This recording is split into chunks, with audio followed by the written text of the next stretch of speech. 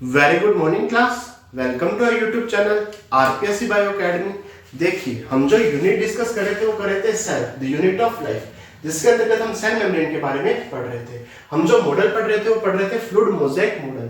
अगर मैं fluid mosaic model की बात करूं तो कल हमने किसके बारे में डिस्कस कर लिया था? लिपिड के बारे में। आज हम बात करते हैं प्रोटीन के बारे में। आज किसकी बात करते हैं? प्रोटीन की बात करते हैं। प्रोटीन की बात की जाए तो प्रोटीन को ईज ऑफ एक्सट्रैक्शन के आधार पर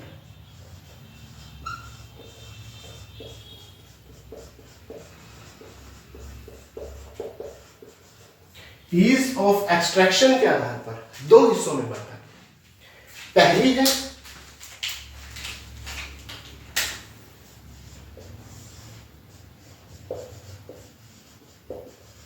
इंट्रिंसिक प्रोटीन या इसे कहा गया इंटीग्रल प्रोटीन।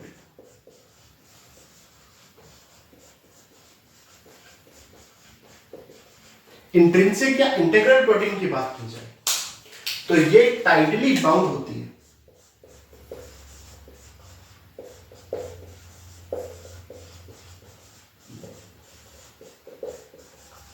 किसके साथ? फॉस्फोलिपिड के साथ।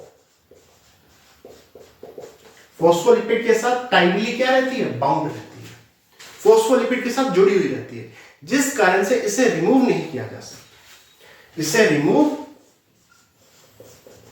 नहीं किया जा सकता, टाइटली बाउंड है। ठीक है। कुछ ऐसी प्रोटीन होती है जो धसी हुई रहती है, क्योंकि टाइटली बाउंड है तो धसी हुई प्रोटीन है।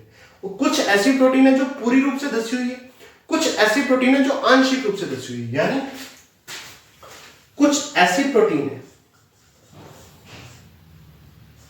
जो टोटली बरीड है, पूरी रूप से धसी हुई है। कुछ पार्शियली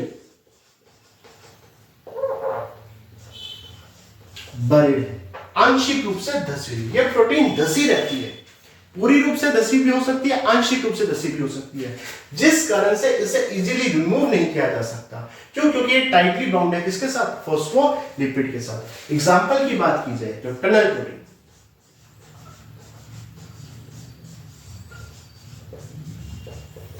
पोरिन्स,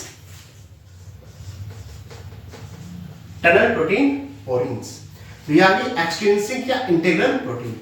दूसरी है एक्सट्रिंसिक।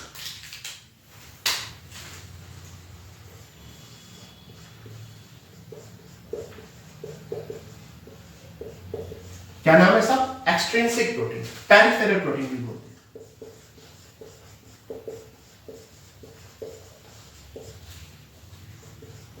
तो प्रोटीन के दो हिस्से हैं, एक पेरिफेरल प्रोटीन, दूसरा इंटीग्रल प्रोटीन। पेरिफेरल प्रोटीन की अगर मैं बात करूं तो ये कैसी है? ये सुपरफिशियल बाउंड है, सुपरफिशियल बाउंड है, सुपरफिशियल ही बाउंड है, जिस कारण से इसे इजीली रिमूव किया जा सकता है।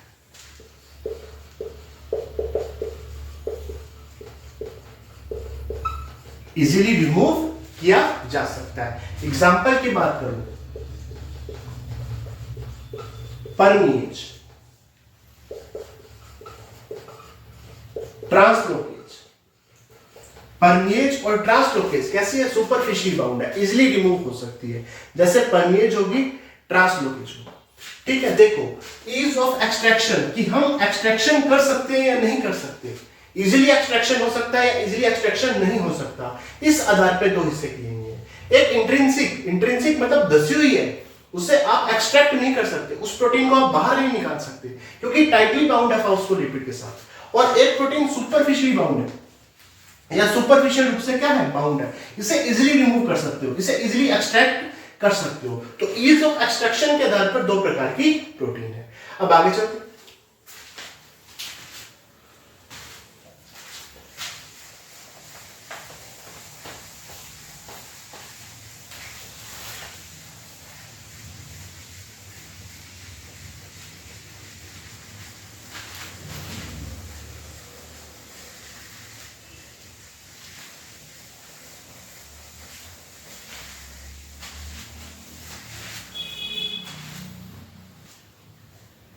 देखिए हमने उदाहरण के रूप में लिखा था tunnel protein.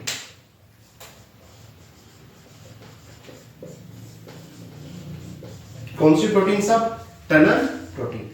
Tunnel protein complete thickness में पाई जाती है। जो सेल मेम्ब्रेन की कंप्लीट थिकनेस है ना, उसमें कौन सी प्रोटीन पाई जाती है? Tunnel protein. ये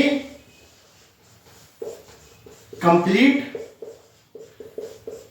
थिकनेस में पाई जाती है, पूरी थिकनेस में। कौन सी है? Tunnel protein. एक प्रोटीन है स्पेक्ट्रिन प्रोटीन।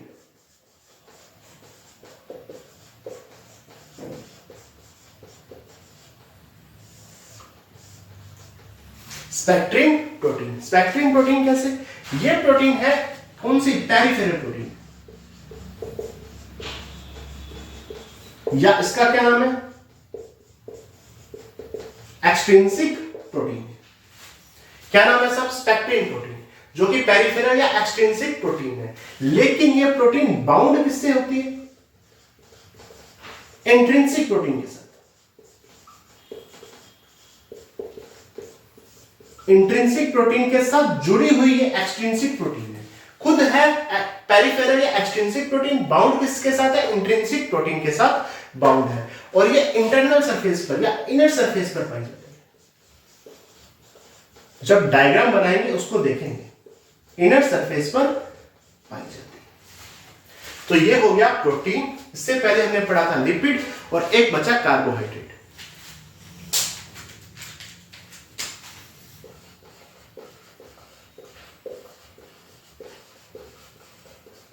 कार्बोहाइड्रेट की बात की जाए तो ओलिगोसैकेराइड पाए जाते हैं।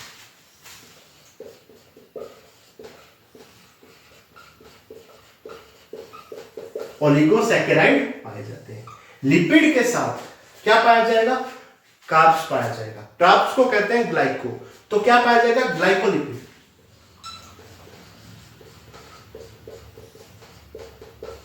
और जहां पर प्रोटीन पाई जाएगी वहां पर भी कार्ब पाया जाएगा। कार्ब को क्या बोलते हैं? ग्लाइको। तो वो बन जाएगा ग्लाइकोप्रोटीन। तो ग्लाइकोप्रोटीन और ग्लाइकोलिपिड पाया जाएगा। अब ग्लाइकोप्रोटीन और ग्लाइकोलिपिड को और देखते हैं।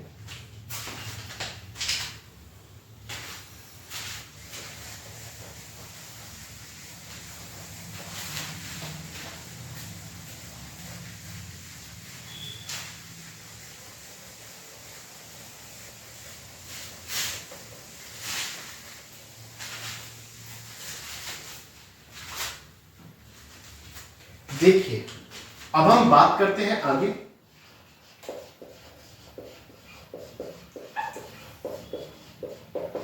ग्लाइकोप्रोटीन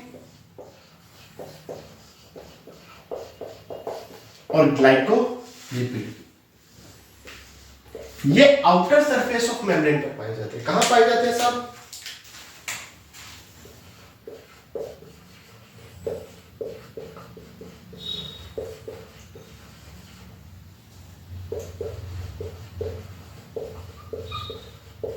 मेम्ब्रेन के आउटर सरफेस पे पाए जाते हैं। जहां मेम्ब्रेन है उसके बाहर सरफेस पर पाए जाते हैं। ये काम क्या करते हैं?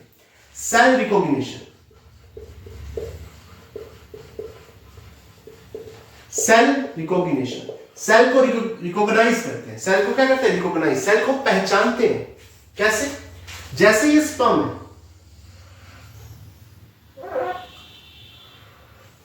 क्या है? स्पर्म है,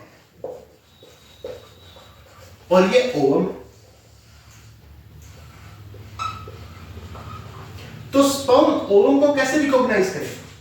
कैसे स्पर्म इस ओवम को रिकॉग्नाइज करेगा, पहचानेगा? तो सेल मेम्ब्रेन के द्वारा पहचानेगा।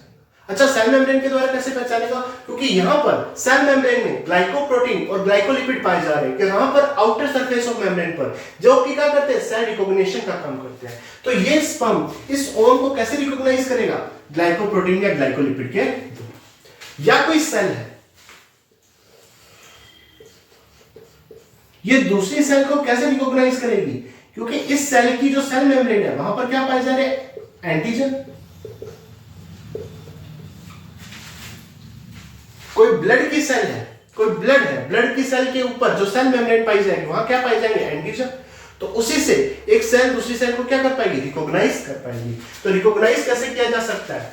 क्योंकि आउटर सरफेस पर मेम्ब्रेन की, सेल मेम्ब्रेन के आउटर सरफेस पर क्या पाए जाते हैं? ग्लाइकोप्रोटीन और ग्लाइकोलिपिड पाए जाते हैं। इसके अलावा अगर मैं आगे बात करूं तो यहां पर 30 प्रकार के एंजाइम्स पाए जाते हैं। कितने प्रकार के? 30 प्रकार के एंजाइम्स पाए जाते हैं, जैसे एटीपीएच, आरएनएच, एल्केलाइन फोस्फेटेज,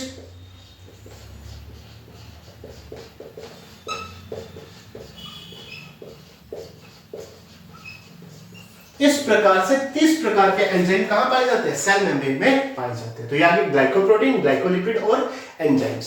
अब आगे चलते हैं।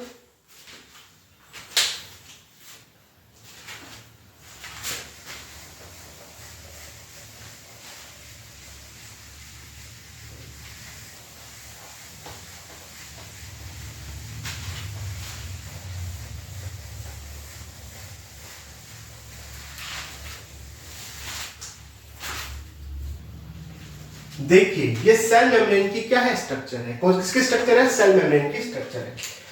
ये है लिपिड,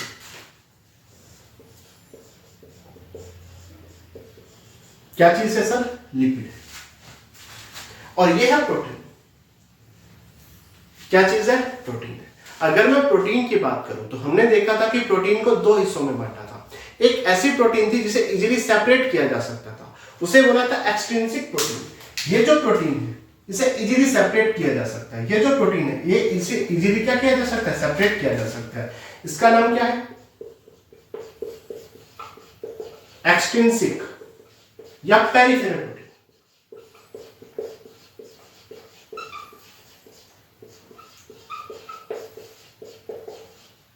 और कुछ प्रोटीन ऐसी है जो टाइटली बाउंड है किसके साथ? फोस्फोलिपिड के साथ।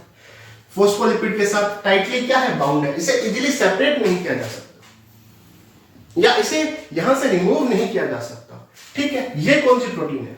जो अंदर धसी हुई है, यह है इंट्रिंसिक प्रोटीन, या इसका एक नाम और था इंटीग्रल प्रोटीन। यह धसी हुई प्रोटीन है, बरीड प्रोटीन। ठीक है, अगर मैं आगे बात करूं तो बात हो चुकी कि लिपिड यहां पर ग्लाइकोलिपिड के रूप में हो सकता है, फोस्फोलिपिड के रूप में हो सकता है, या कोलेस्टेरॉल के रूप में हो सकता है। यह है कोलेस्टेरॉल।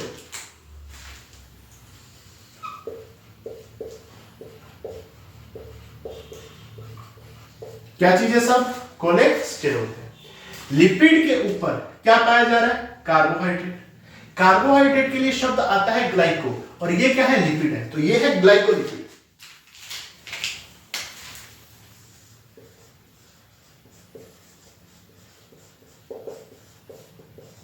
क्या चीज है सब? ग्लाइकोलिपिड। ठीक है, ये है प्रोटीन। प्रोटीन के ऊपर कार्बोहाइड्रेट, कार्बोहाइड्रेट के लिए ग्लाइको, और ये क्या है? प्रोटीन। तो ये क्या है? ग्लाइकोप्रोटीन।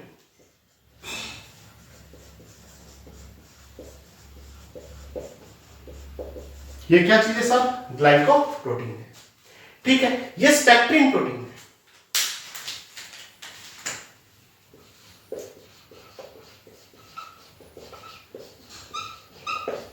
स्पेक्ट्रिन प्रोटीन कौन सी? ये वाली।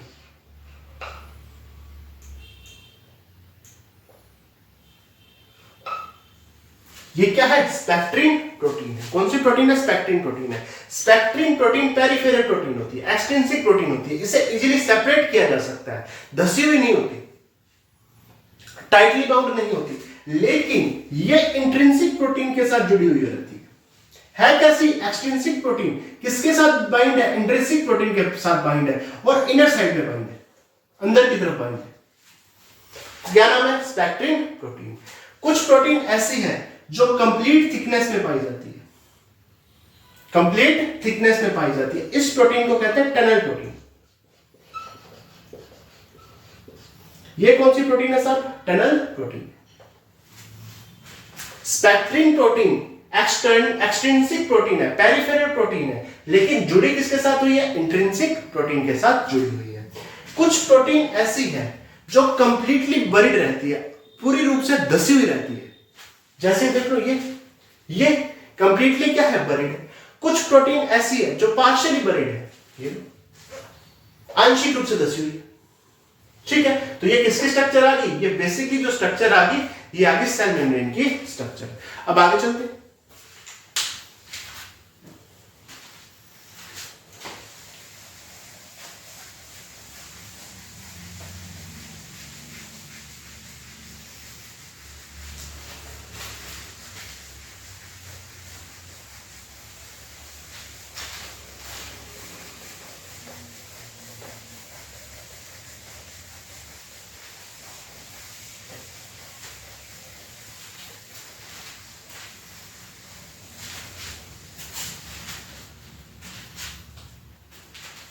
देखिए अगर मैं आगे बात करूं तो मान लीजिए ये कोई एनिमल सेल है,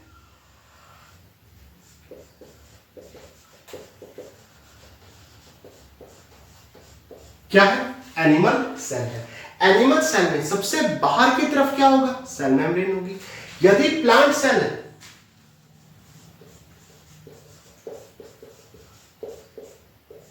कैसी सेल है, प्लांट सेल, तो प्लांट सेल में सबसे बाहर की तरफ क्या आएगा, सेल वॉल। सेल वॉल के अंदर क्या आएगा, सेल मेम्ब्रेन। यही सबसे बाहर क्या है, सेल वॉल है प्लांट सेल में, और अंदर की तरफ सेल मेम्ब्रेन। जो सेल वॉल है ना वो डेड है, मृत है। कैसी है, निर्जीव है। कैसी है, निर्जीव है। सेल मेम्ब्रेन कैसी है, सजीव है। यदि पूछ ले कि प्लांट सेल में सबसे बाहर सजीव आवरण कौन सा है, तो सेल मेम्ब्रेन है। यह निर्जीव है, ये कैसा है, सजीव है। और एनिमल सेल में तो पाई क्या जा रही है, सेल मेम्ब्रेन पाई जा रही है, सेल वॉल पाई नहीं जा रही। तो सबसे बाहर आवरण कौन सा है, सेल मेम्ब्रेन है, या सजीव आवरण कौन सा है, सेल मेम्ब्रेन है, ठीक है। यहां पर क्या पाई जाएगी सेल मेम्ब्रेन में, चाहे प्लांट सेल की सेल मेम्ब्रेन हो चाहे एनिमल सेल की सेल मेम्ब्रेन हो, क्या पाई जाएगी, प्रोटीन पाई जाएगी, ठीक है। क्या पाई जाएगी, प्रोटीन पाई जाएगी, ठीक है। अगर यहां पर प्रोटीन पाई जा रही है, यहां पर क्या पाई जा रही है, प्रोटीन पाई जा रही है। अगर किसी मॉलिक्यूल को अंदर आना है या किसी मॉलिक्यूल को बाहर जाना है, ट्रांसपोर्टेशन हो रहा है,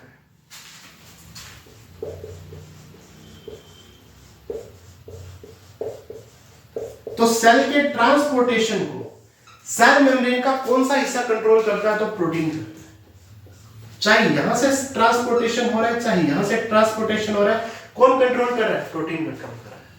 तो ट्रांसपोर्टेशन को कौन कंट्रोल कर रहा है, सब प्रोटीन कंट्रोल कर रही है। चाहे सेल प्लांट सेल हो चाहे एनिमल सेल हो, क्योंकि सेल वॉल डेड है, तो सेल मेम्ब्रेन का कौन सा हिस्सा क्या कर रहा है, कंट्रोल कर रहा है। अगर सेल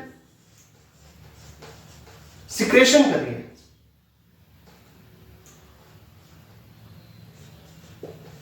सेल किसी चीज को सिक्रेट कर रही है, बाहर निकाल रही है, या किसी चीज को एब्जॉर्ब कर रही है,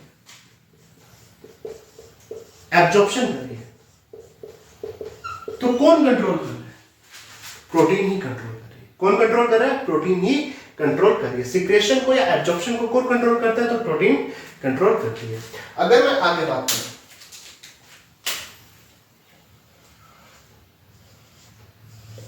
ये है लिपिड, और सबसे ज्यादा कौन सा लिपिड पाया जाता है, फोस्फोलिपिड। लिपिड में जो मूवमेंट होती है वो रोटेशन मूवमेंट हो सकती है।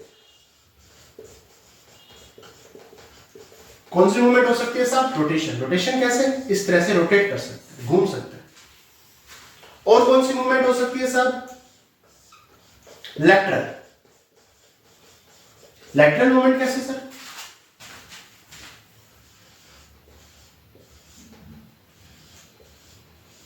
ये यहां जंप करके आ सकता है, ये यहां जंप करके आ सकता है। लैटरल एरिया में जंप हो सकती है, क्या बोलेंगे, लैटरल मूवमेंट हो सकती है। तो कौन कौन सी मूवमेंट हो सकती है, रोटेशन मूवमेंट हो सकती है, लैटरल मूवमेंट हो सकती है। लेकिन कौन सी मूवमेंट नहीं हो सकती, तो फ्लिप फ्लॉप मूवमेंट नहीं हो सकती साहब।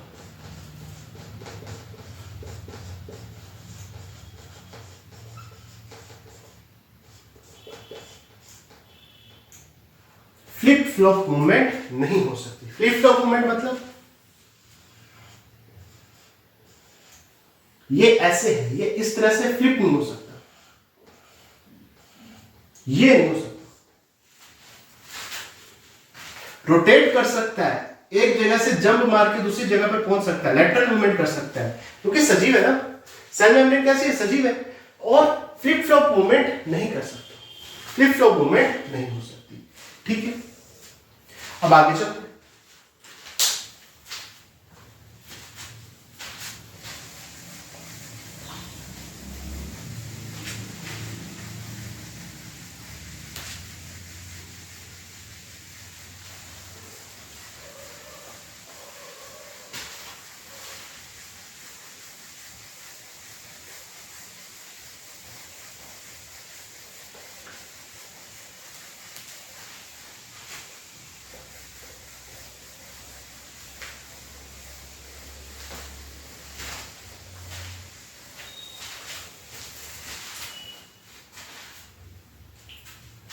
देखिए, अगर मैं सेल मेम्ब्रेन के फंक्शन की बात करूं,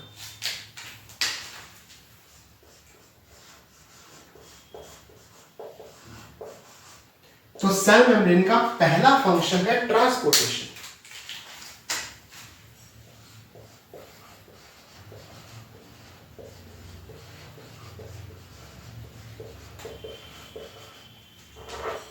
कौन सा है? ट्रांसपोर्टेशन।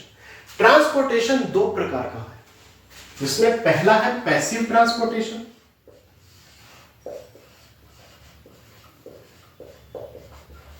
और दूसरा है एक्टिव ट्रांसपोर्टेशन।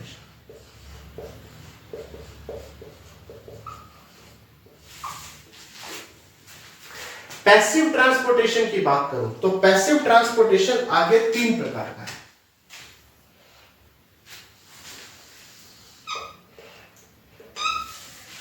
पहला है सिंपल डिफ्यूजन,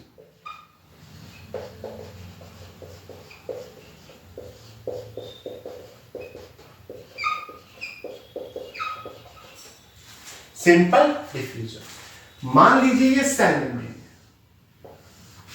इस सेल मेम्ब्रेन से कोई एटम, आयन या मॉलिक्यूल अपनी हाई कॉन्सेंट्रेशन से लो कॉन्सेंट्रेशन की तरफ मूवमेंट कर रहा है, अपने हाई कॉन्सेंट्रेशन से लो कॉन्सेंट्रेशन की तरफ मूवमेंट कर रहा है। तो ये ट्रांसपोर्टेशन कैसा है? ये ट्रांसपोर्टेशन जब भी हाई कॉन्सेंट्रेशन से लो कॉन्सेंट्रेशन की तरफ मूवमेंट होगा तो पैसिव ट्रांसपोर्टेशन।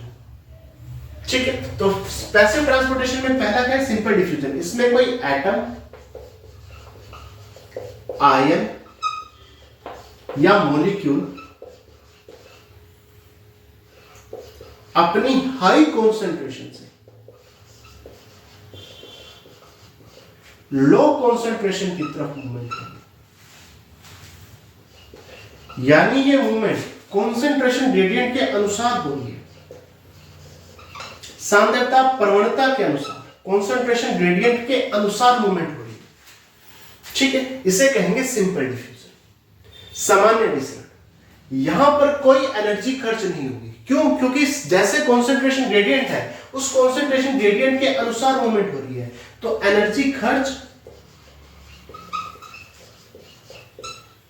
नहीं होगी, कोई एनर्जी नहीं चाहिए। कोई आयन अपनी हाई कॉन्सेंट्रेशन से लो कॉन्सेंट्रेशन की तरफ मूवमेंट कर रहा है तो कोई एनर्जी की रिक्वायरमेंट नहीं है। कैसा मेथड है? Simple diffusion. नंबर 2 की अगर मैं बात करूं, वो आएगा ऑस्मोसिस। प्रोसीजर सेम है, आयन, एटम और मॉलिक्यूल की जगह पर आप वाटर लगा दीजिए बस। यहां पर वाटर अपनी हाई कॉन्सेंट्रेशन से लो कॉन्सेंट्रेशन की तरफ मूवमेंट करता है, कॉन्सेंट्रेशन ग्रेडियंट के अनुसार मूवमेंट करता है, एनर्जी की रिक्वायरमेंट नहीं है। सेम है बाकी। सिर्फ ऑस्मोसिस किसे कहते हैं? यदि हम H2O को साथ में जोड़ दें या वाटर को साथ में जोड़ दें, यहां आयन, एटम या मॉलिक्यूल नहीं होगा, वाटर ही होगा। ठीक है, और नंबर 3 पे है फैसिलिटेटेड डिफ्यूजन।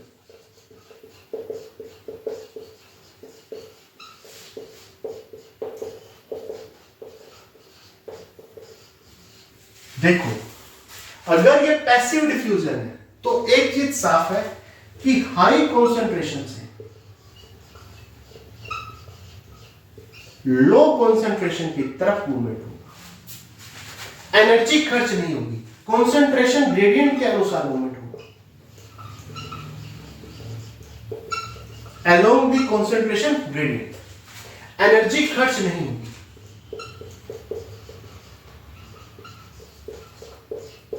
तो फिर फर्क क्या है इसमें और उसमें?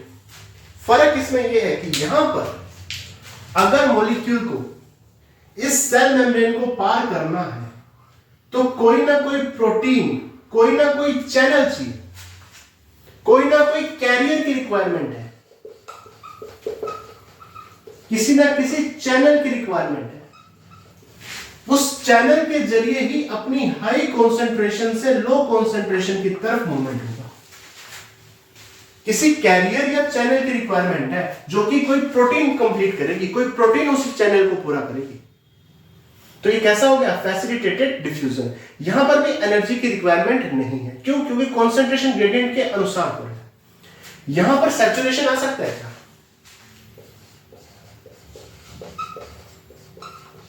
सैचुरेशन नहीं आ सकता। क्यों? क्योंकि कोई भी एटम, आयन, मॉलिक्यूल अपनी हाई कॉन्सेंट्रेशन से लो कॉन्सेंट्रेशन की तरफ मूवमेंट कर रहे हैं। ठीक है। और सैचुरेशन कब आएगा? जब दोनों की कॉन्सेंट्रेशन इक्वल हो जाए, तो सैचुरेशन नहीं आ सकता। ऑस्मोसिस में वाटर मूवमेंट कर रहा है तो सैचुरेशन तभी आएगा जब दोनों तरफ वाटर की कॉन्सेंट्रेशन क्या आ जाए? सेम हो जाए।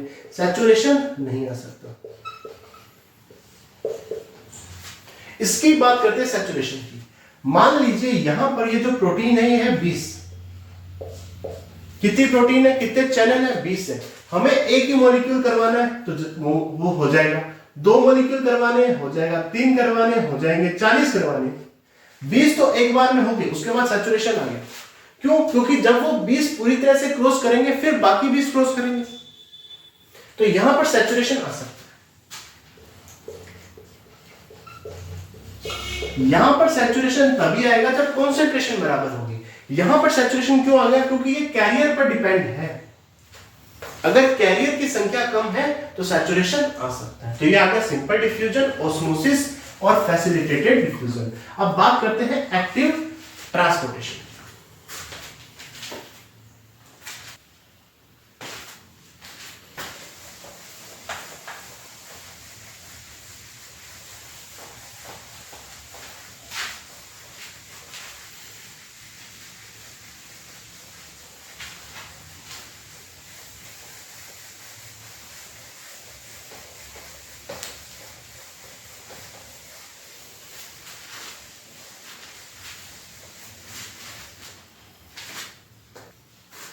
देखिए, अब हम बात करते हैं किसकी?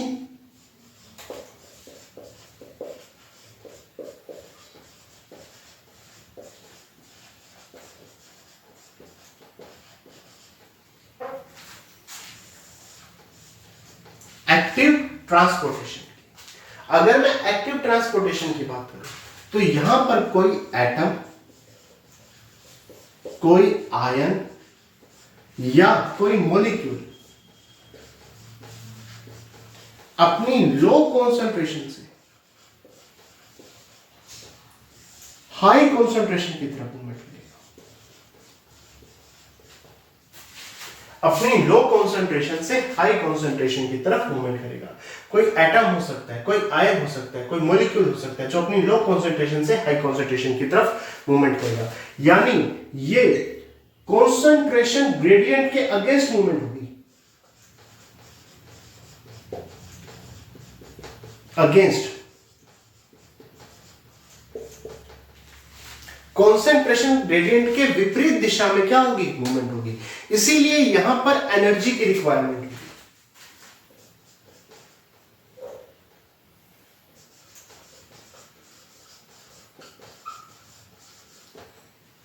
किसकी रिक्वायरमेंट होगी साहब? एनर्जी की रिक्वायरमेंट होगी। या योग हो तो एटीपी की रिक्वायरमेंट होगी। और यहां पर सोडियम, पोटेशियम पंप काम करेगा या हाइड्रोजन पंप काम करेगा।